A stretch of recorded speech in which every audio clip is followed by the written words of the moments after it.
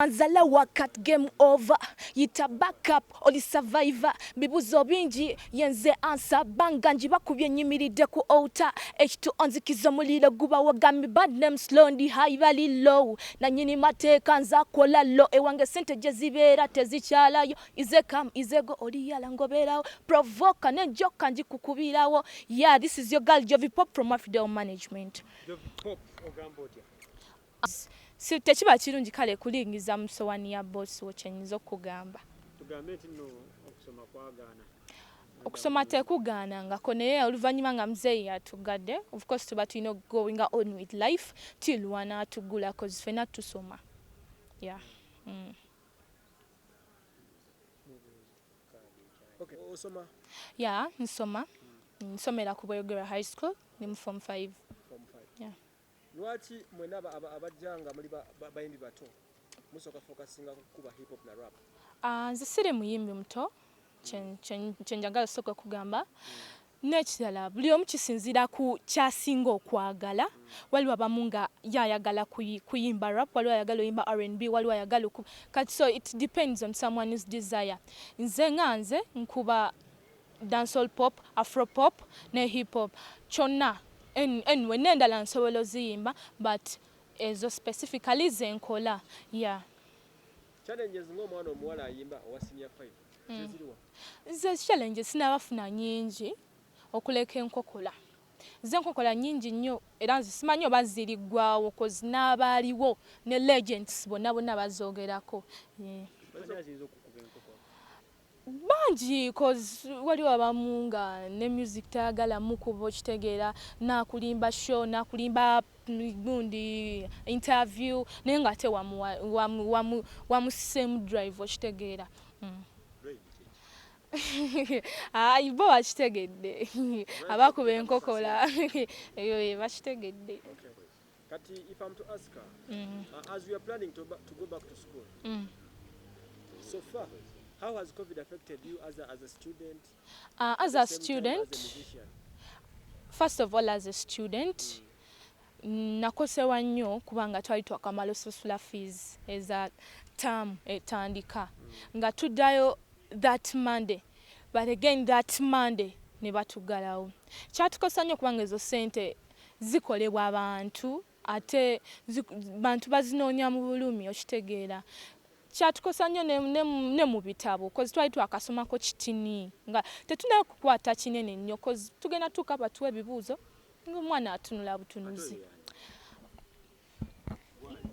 Nasiga nsigo katika nkungule nzaka munya mubanga nkoko zikolime byabalema baba wenkumbi mulime gubasinze judge mukatika mbasalile ngoma wala nesimba munkasale sale rap sikazaninga musayimu vita ngabize ya Americans sifunika no banedega gogeda mazitonti sayo. It's a girl Skyra UG from Afidel Management. Hey, you know Skyra UG wali bulungi? Ndi bulungi sebo. Obulamu? Bulungi. Okay. Okubeera omutonga bw'oyimba kitegeeza ki? Okubeera omutonga gw'oyimba gibeera mikisa myerere. Mikisa myerere? Mwana basapootinga bazadde bammwe? Bazadde, manager. Osoma kyakumeka? Ndi mu P4, nina emyaka 9, somera Kiswa Primary School. Okay, Kiswa Primary School. Yes. Musically, oyimba music wa rap? Hip hop. Hip hop. Why hip hop? Kubanga omuyimbi eya inspiring okuyimba ayimba hip hop bamuyita Jenel Zamba. Zinajja kulanga abo baveeko. Abo tebalina kye bakuba. Ate ng'omwana introducing a music oyo in public. Nze Jenel Zamba ya oyinza okupa verse ya Jenel Zamba gy'omanyiyo? Anti Jenel Zamba engeri gye naakatandika okuyimba sinazikata bulungi naye nga abinkolera. Temugenda kudda mu kusoma? Tugenda kuddamu kasita muzeeyi atugula. Nze mukubira omulanga bagule. Muzeeyi bambi tusaba tugulirawo gundi masomero bambi twagala kusoma. Tugenda kuddayo okusoma batuwe pepa nga buli omu atunula binsobedde. Ya. Eki? Waliwo abamu abagenda okuddayo ku masomero nga balina envi kati muzeeyi bambi tuyambe. Yeah. Kamuzemu ku mukulu wo. How do you guide your brother? Sorry to laugh, but this is my sister. I'm sorry. Okay. Fe management Nange je to guiding because tubeera wamu fenna because African management eri associated into African Delighters. Mulimu abana bangi, we are over 100 something. Mulimu ba dancer, mulimu abayimbi, mulimu ba comedian, any talent. Yeah, wali wonna weeri. Yeah, kati bo bayine engeri gye batu guiding nga ffe abaana because bamanyi olabirira abaana kyenyinza okugamba. Era nkikubuuza nga student. Besides music, okumalako senior 6. Ogenda kukola course ki? Nze njagala nnyo okukola course ya Mascom. Njagala nnyo, though it's a bit difficult. So I think I'll go for kikulu bingi byenjagala kati mba ninasooka kwesortinga in these years form 5 and form 6 then ndyoka nfuna ekituufu because waliwo kiringa kubaya ng'oli mu senior 1 n'ogamba nti ngenda kola combination ya PEM kati ng'oyogera naye ng'oli musinyanu nga tomanyiye mu maaso bigenda beera bitya kati sosobola kwepikira kintu kye ngenda tuuka ate nejjuse ngambe no ate kankole obusawo ate kankole ekyo kitegeera. It will depend on my marks ze naaba nfunye mukama naaba nsobozesezza oyita bulungi ya njagenda n'ekyo kyempulya nga njagala nammwe tubagaliza mukisa.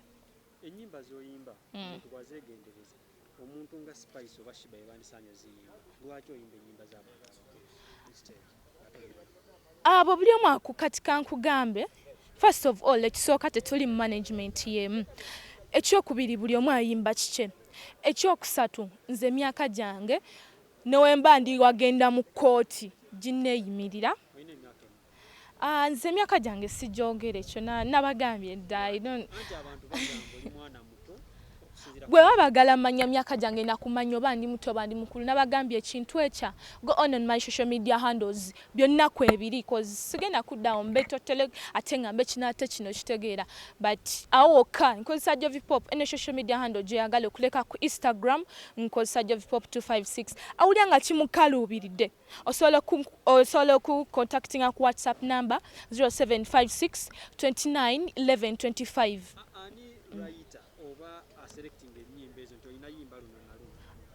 Nze mulimu gwange ntula ne writer wange ne tukola ennyimba. Bwe tukola oluyimba ne tulaba nga tumaze relax ne tuzitwalira management nezitunulamu then ne bateekawo listeners party bafani ne balonda okitegeera ne balonda oluyimba oluyina ofuluma tetumala gafulumya kufulumya kibi so ze nyimba tusooka ne tuzekkaanya oli yeewaddemba okutegeera oluyimba mu ngeri ye gy'ayagala.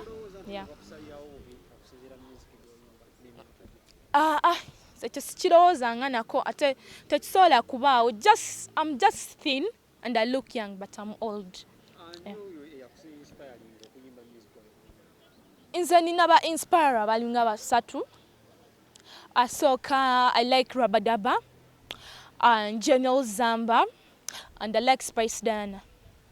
Yeah. Music w'abakulu oyo si music w'abakulu kozi nabo ze bayimba nange nsobola ziyimba we mbanja gadde nga tat